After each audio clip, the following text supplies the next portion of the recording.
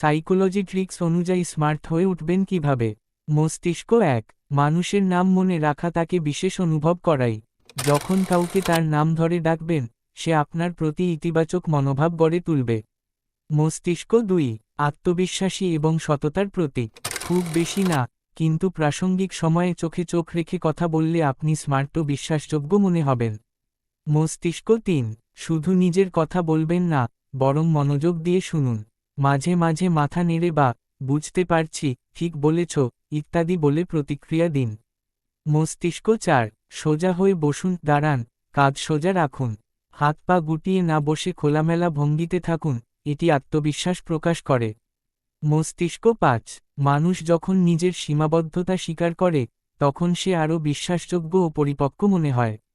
মস্তিষ্ক ৬। স্মার্ট মানুষ অপ্রয়োজনীয় কথা না বলে প্রাসঙ্গিক ও চিন্তাশীল কথা বলে। থিঙ্ক বিফোর ইউ স্পিক, এটি বাস্তবে আপনাকে আরও বুদ্ধিমান মনে করায়।